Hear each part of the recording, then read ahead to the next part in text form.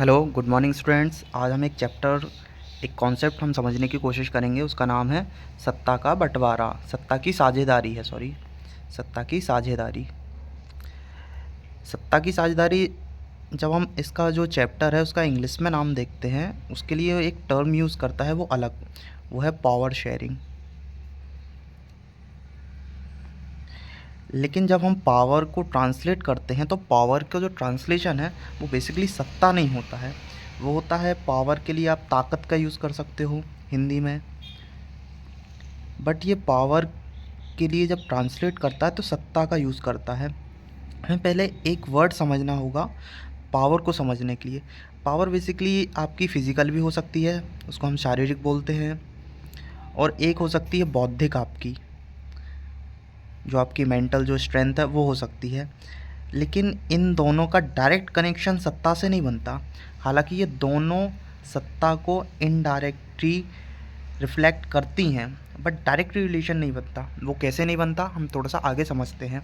जब हम सत्ता को समझने की कोशिश करते हैं, हम सत्ता अगर लिखते हैं और उसको थोड़ा समझने की कोशिश करते हैं, सत्ता जो है उसका अगर हम डायमेंशन देखें तो एक तो हो सकता है माइक्रो लेवल पर और एक हो सकता है मैक्रो लेवल पर।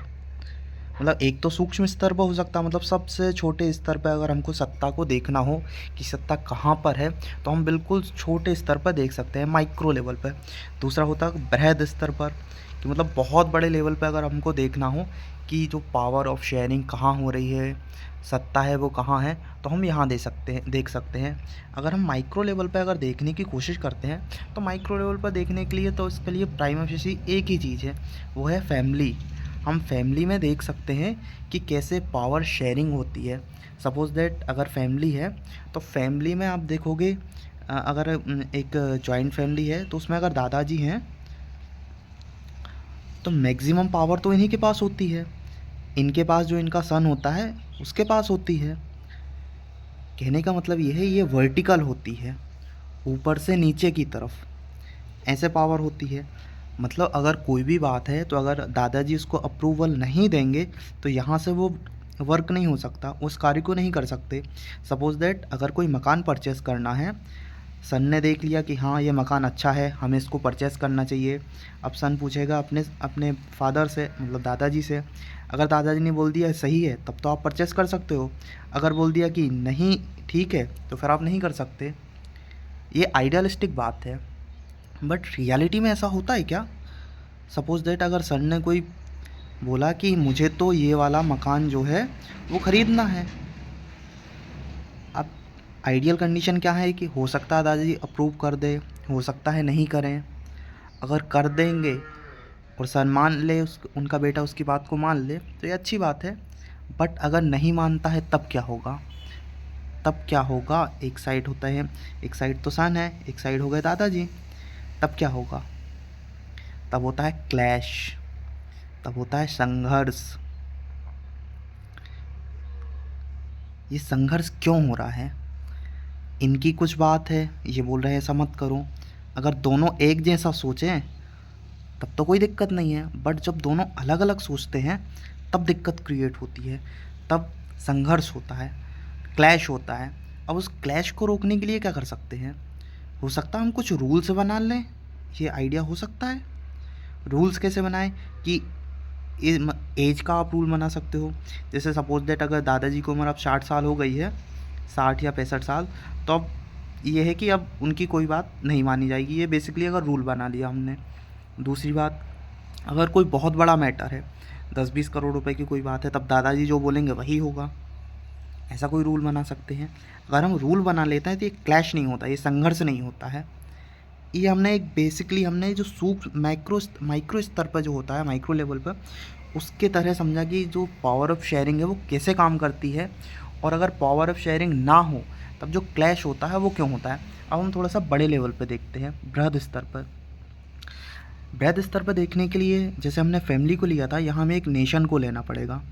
अगर हम नेशन को नहीं लेंगे, एक राष्ट्र को नहीं लेंगे, राष्ट्र या किसी राज्य को नहीं लेंगे, तब तक हमें ये बात समझ में नहीं आएगी। हमें इसी का एग्ज़ाम्पल लेके बड़े लेवल पे इस बात को समझना होगा। अगर हम बात करते हैं, सपोज़ दैट एक कॉन्सेप्ट आता है हमेशा कि सरकार के 3 अंग होते हैं, सरकार के 3 अंग। इस कॉन्सेप्ट को समझना होगा। हालांकि मैंने ये जो लिखा है ये समझने के लिए तो ठीक है, लेकिन ये अपने आप में गलत कॉन्सेप्ट है। सरकार के कभी 3 अंग होते ही नहीं हैं, वो बेसिकली होते हैं शासन के, वो प्रशासन के भी नहीं होते, हमेशा याद रखना, वो सिर्फ शासन के होते हैं। शासन के 3 अंग कौन कौन से होते हैं? एक होता है विधायिका, एक होता है कार्यपालिका और एक होता है न्यायपालिका। एक तो जुडिशरी होता है, एक लेजिस्लेटिव का होता है। लेकिन हम अब बेसिकली हम समझना चाहें तो ये बनाती है रूल्स, ये करवाती है उनको रूल्स को। इसका काम है कि उनको अप्लाई करें या फिर उनको रूल्स को लागू करने की जवाबदारी कार्यपालिका की होती है। ये क्या करती है, जब इन दोनों के बीच में अगर कुछ क्लैश होता है तो उसको जस्टिस का काम करती है ये। बेसिकली हमें पावर शेयरिंग में ये समझना है कि इन तीनों के बीच में पावर जो है वो कैसे डिस्ट्रीब्यूट होगी, हमें ये समझना है। दूसरा, हम इस बात को समझ चुके हैं कि हमें पावर को शेयर क्यों करना है। अब हमें ये समझना है कि इन तीनों के बीच में पावर शेयर कैसे होगी। तो हमने एक तो देख लिया, एक होती है विधायिका, एक होती है कार्यपालिका, एक होती है न्यायपालिका। ये तो हो गया हॉरिजॉन्टल, मतलब अगर ये लेवल है तो ये तीनों इस पे है, तीनों ऐसे हैं। लेकिन एक वर्टिकल भी होता है, ऊर्ध्वाधर। ये तो क्षैतिज हो गया, ये ऊर्ध्वाधर होता है। वर्टिकल ये कैसे होता है? सपोज दैट एक एक केंद्र में एक सरकार है, एक सेंट्रल में है, एक हो गया राज्य में, स्टेट में, एक होता है लोकल गवर्नेंस, स्थानीय स्तर पर। ये हो गया लोकल गवर्नेंस। ये एक बेसिक फ्रेमवर्क है, लेकिन ये जितना बेसिक दिख रहा है ये उससे कहीं ज़्यादा मुश्किल है। अगर मान लीजिए केंद्र है तो इसके स्तर पर भी क्या होगी? एक विधायिका होगी, एक कार्यपालिका होगी और एक न्यायपालिका होगी। राज्य के स्तर पर भी एक विधायिका होगी, एक कार्यपालिका होगी, एक न्यायपालिका होगी। हमने सुना होगा high court, lower court, high court, supreme court, या फिर सीएम होते हैं राज्य में और केंद्र में प्रधानमंत्री होते हैं। लेकिन क्या स्थानीय स्तर पर भी ऐसा ही होता है? क्या विधायिका यहाँ पर भी होती है? क्या कार्यपालिका यहाँ पर भी होती है? क्या न्यायपालिका यहाँ पर भी होती है? अगर होती है तो क्यों होती है? अगर नहीं होती तो क्यों नहीं होती? हमको इसको समझना होगा। बेसिकली इसको हम अगले लेक्चर में समझेंगे कि स्थानीय स्तर पर विधायिका क्यों नहीं है। हमें ये क्वेश्चन है, इसको समझना होगा कि ऐसा क्या प्रॉब्लम थी हमारे कॉन्स्टिट्यूशन में। जो कॉन्स्टिट्यूशन बनाने वाले थे उन्होंने ऐसा क्यों डिसाइड नहीं किया कि हम स्थानीय स्तर पर लोकल गवर्नेंस का एक उन्होंने अनुच्छेद, एक आर्टिकल में रेफरेंस तो दे दिया, बट उसको इम्प्लीमेंट करने के लिए कुछ पुख्ता चीज़ नहीं छोड़ी। ऐसा क्यों? क्या आर्टिकल 1, जो हमारा आर्टिकल 1 है, वो बोलता है in Bharat that is India shall be a union of state. वो बोलता है यूनियन ऑफ स्टेट। लेकिन आप जब इसके साथ आर्टिकल 1 को साथ आर्टिकल 40 को पढ़ेंगे तो बड़ा इंटरेस्टिंग सा एक फिगर आता है सामने। इंटरेस्टिंग सा फिगर ये है कि ये बेसिकली ये यहाँ पे विधायिका के रूप में ये अलाउ करता है यहाँ पे, लेकिन विधायिका के रूप में एक लिमिटेड मात्रा में। क्यों? क्योंकि बेसिकली जो पावर है, आर्टिकल आप 1 को पढ़ेंगे तो आर्टिकल 1 के अकॉर्डिंग जो पावर है, बेसिक जो पावर है वो आर्टिकल 1 में ही है, और आर्टिकल 1 के तहत फिर वो मिलती है संसद को। कहने का मतलब आप थोड़ा समझ लो, जैसे मान लो ये मेरे दादाजी की प्रॉपर्टी है। दादाजी ने बोला कि सन आप एक काम करो, आप इस पे फार्मिंग कर लो। सन ने बोला ठीक है मैं फार्मिंग कर लेता हूँ। अब लेकिन अगर सन चाहे कि मैं इस प्रॉपर्टी को सेल कर दूँ तो ये सेल नहीं कर सकता, किसी को ये सेल बेच नहीं सकता इसको। ये क्यों नहीं बेच सकता? क्योंकि ये बेसिकली ये दादाजी की प्रॉपर्टी है। सन को तो सिर्फ इसलिए दी कि आप इस पर फार्मिंग कर लो, लीगल राइट इनका ही है। ऐसे ही सेम ऐसे ही जो जो हमारा संविधान है उसके पास ये पावर है। उसने संसद को कुछ पावर दे दी है। संसद के पास पावर है कि आप विधि बना सकते हो, आप कोई कानून बना सकते हो।